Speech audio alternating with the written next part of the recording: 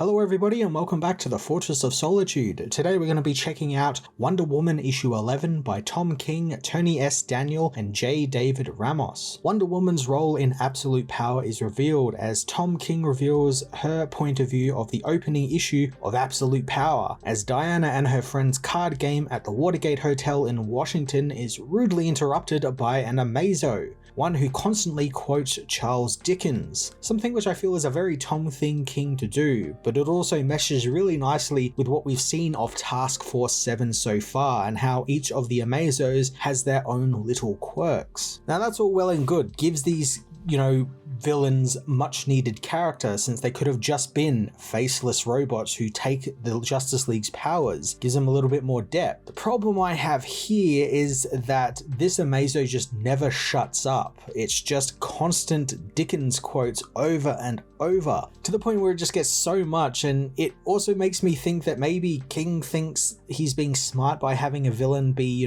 eloquent and well read by quoting Dickens. It's giving me shades of his god-awful Batman run, where this sort of stuff was kind of rampant throughout every issue. There was always something that kind of pointed to him trying to be a bit smarter than it really is, than really the content of the book actually is. And I didn't like it as it just kept going on and just didn't stop. Wonder Woman and her team meanwhile battle the Amazo across Washington, but the Amazo is no slouch, taking Constantine's magical powers for itself, before focusing on bigger threats like the Captain. I liked that the villain was using the last hero it fights powers against the next hero, so it used John's magical powers to deal with the Captain, sending him to Paris via teleportation, and then it used the Spectre's powers to subdue Madame Xanadu. That was really neat to see, and it was great to see that sort of visualization of the Amazos adapting to the threats it faces. King's Wonder Woman has always had its fair share of action as well, and it's been great action as well. I've loved the action this book has had, but this issue almost doubles up on the action, and it kind of threw me for a loop because King has never wanted to be a pure action guy. He's always usually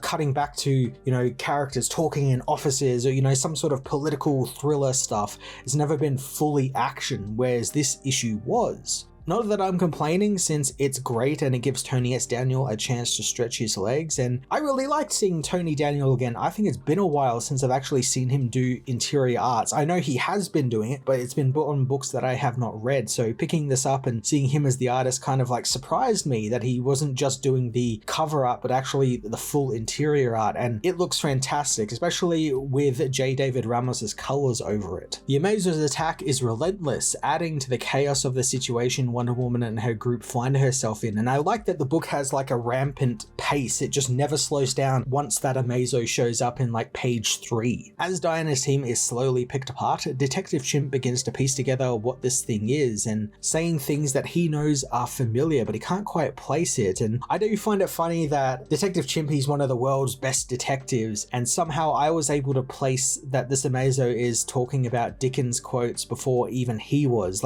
First page the Amazo turned up, he was quoting Oliver Twist, and it was so immediate that I'm wondering how Bobo didn't pick up on that straight away. However, it doesn't really seem to matter because none of that actually makes any difference in the battle, as the Amazo returns after defeating all of Diana's team and uses the powers it's taken from the team and deal with Mary Marvel and the Captain. Although Mary manages to change both her and Billy back to children before the Amazo can steal all of their powers, hence why when we see them in Task Force 7 issue 1, they are only half powered and can't really fight against the last son when he turns up at the Rock of Eternity. It's a neat little tie-in to that series that King probably didn't need to do, but I appreciate it all the same. It gives a kind of continuity to all these books and you can kind of place where things happen. With the team finally defeated, the Amazo takes Diana's powers, transforming it into Paradise Lost. Now this is a little strange, since the Amazos changed its looks, and this is the first time we've actually seen this happen, being that the other members of Task Force 7, when they were introduced, we all saw they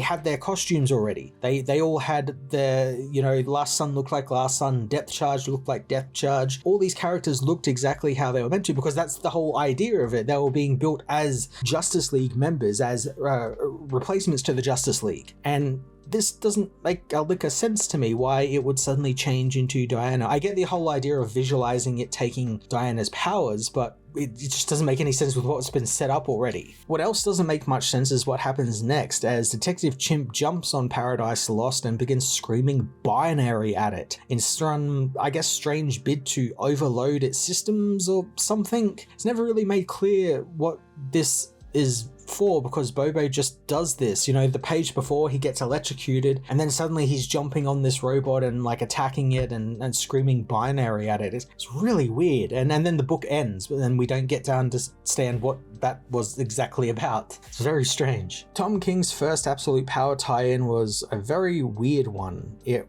had great action thanks to Tony S. Daniel and J. David Ramos, and great selection of characters, but the really strange writing choices like the constant Dickens quotes from the Amazo or the change into Paradise Lost at the end didn't really make much sense to me, and in the case of the Dickens quotes, really grated on me since it was just a constant barrage of that sort of stuff. And that really reminded me of King's work on Batman, which is filled with just weird writing and character choices that didn't really make much sense to me or anyone else reading that book for that matter. The biggest problem, however, though, I had with this book is that Wonder Woman is barely in it. This is a book with her name on it and it's not really even about her. I would have much liked a one-on-one fight with this Amazo, with her sort of defending the team against the Amazo trying to take her powers and the team's powers, but instead we just got kind of like the rest of the team defending Diana for some odd reason. Really strange choices in this book. I'm going to give this issue a 6 out of 10.